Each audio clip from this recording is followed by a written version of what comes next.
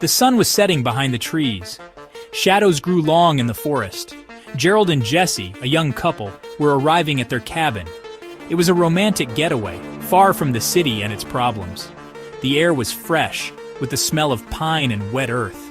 Jesse smiled, taking a deep breath. "It's beautiful here, Gerald." Gerald nodded, his eyes shining with anticipation. "I promised you an unforgettable weekend, my love." They entered the cabin, the fire already crackling in the fireplace. The walls were covered in dark wood. Hunting trophies hung, reminding visitors of the wild nature of the place. Jessie felt a chill, but ignored it. She was determined to enjoy the weekend. Gerald opened a bottle of red wine. "Cheers," he said with a smile. "To us?" Jessie took her glass, feeling the tension fade away. They were alone, together, in the middle of nowhere. After dinner, Gerald took out a pair of fluffy handcuffs. "Let's try something new," he whispered in Jessie's ear. Jessie hesitated, but Gerald's look persuaded her. "Okay," she whispered. Gerald led her to the bed.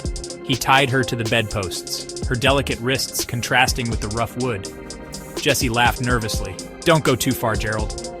Gerald smiled, his eyes shining with a strange intensity. He leaned in to kiss her, but suddenly froze. A guttural moan escaped his lips. Jessie looked at him in horror.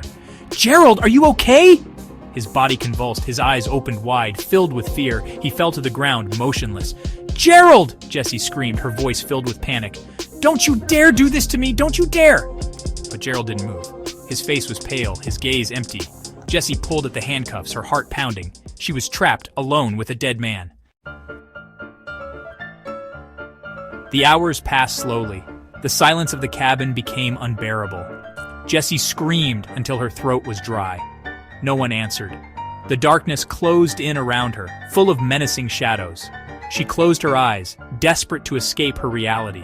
But her mind, tormented by fear and thirst, began to play tricks on her. She saw Gerald, his face contorted in a grimace of pain, staring at her.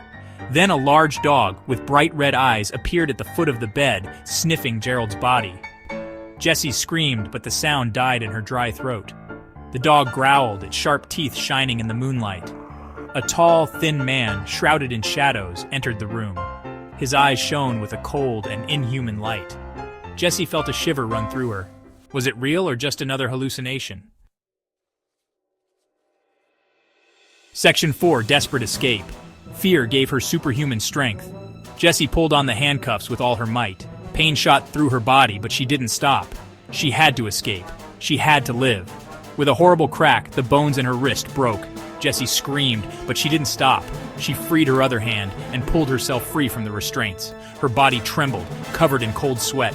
She stood up, stumbling. The room spun around her, but there was no time to rest. She had to get out of there. She had to escape this nightmare. Section 5. The Hidden Truth. Jessie ran out of the cabin into the darkness of the woods. The tree branches scratched her, but she didn't slow down. She ran until her lungs burned and her legs gave way. At dawn, she reached a road. A trucker stopped and took her to the nearest hospital. Jessie told her story, but no one believed her. They thought she was crazy, traumatized. But Jessie knew the truth.